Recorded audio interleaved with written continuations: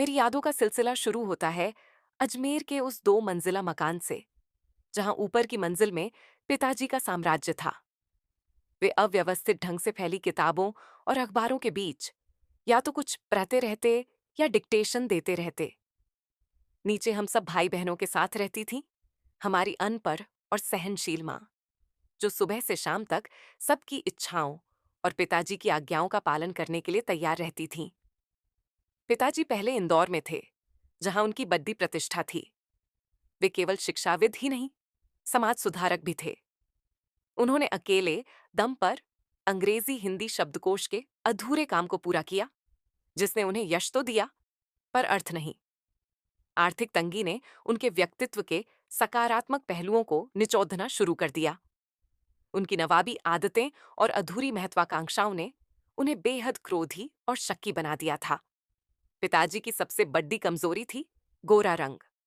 बचपन में मैं काली, दुबली और मरियल थी। मेरी 2 साल बड़ी बहन सुशीला खूब गोरी और स्वस्थ थी। पिताजी हर बात में उसकी तुलना मुझसे करते और उसकी प्रशंसा करते। इस बात ने मेरे भीतर ऐसी गहरी हीन भावना पैदा कर दी कि आज भी अपनी उपलब्धियों पर मुझे भरोसा नहीं होता। ऐसा लगता है कि यह सब बस एक तुक्का है। उन दिनों लड्डी डुगेकियों के लिए विवाह ही अनिवार्य योग्यता थी। पिताजी का आग्रह रहता था कि मैं रसोई से दूर रहूं। वे रसोई को भटियार खाना कहते थे, जहां उनकी नजर में प्रतिभा भट्टी में झोंकी जाती थी।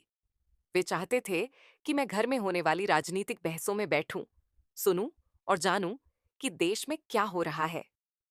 सन 45 में जब मैं 10वीं पास करके कॉलेज आई, तो मेरा परिचय हिंदी की प्राध्यापिका शीला अग्रवाल से हुआ। उन्होंने न केवल मुझे साहित्य की दुनिया में प्रवेश करवाया, बल्कि खुद चुन चुनकर किताबें दी। साहित्य का दायरा बढ़ा और शीला अग्रवाल के साथ लंबी लंबी बहसों ने मेरी सोच को एक नई दिशा दी।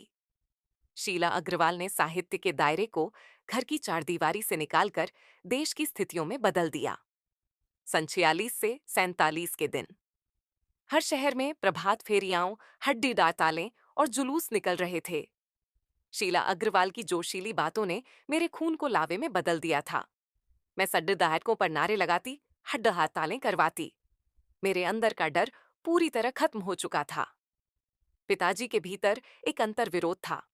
वे एक तरफ मुझे विशिष्ट बनाना चाहते थे, तो दूसरी ओर अपनी सामाजिक छवि के प्रति सजग थे। जब पाडिडडी होसियों ने मेरी शिकायत की, तो वे आग बबूला हो गए। लेकिन जब उनके मित्र डॉक्टर अंबालाल ने भरे बाजार में मेरे भाषण की तारीफ की और कहा कि I am proud on you, तो पिताजी का गुस्सा गर्व में बदल गया। वे समझ ही नहीं पा रहे थे कि किस रास्ते पर चलें। सन 47 की जुलाई में कॉलेज वालों ने अनुशासन बिगाड़ने के आरोप में हमें नोटिस थमा दिया और थर्ड ईयर की क्लास बंद कर दी।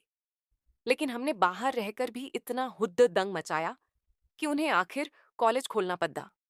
ये हमारी जीत की खुशी थी। लेकिन तभी 15 अगस्त 1947 को देश को आजादी मिली, शताब्दी की सबसे बड़ी उपलब्धि। उस बद्दी खुशी के सामने हमारी जीत फीकी पड़ एच गई, पर वह दिन मेरे जीवन का सबसे महत्वपूर्ण अध्याय बन गया। इसी प्रकार के शॉर्ट वीडियो में पूर्ण कहानी विस्तार से समझने के लिए सब्सक्राइब करें हमारा चैनल नवोदय एनसीसी बॉयज।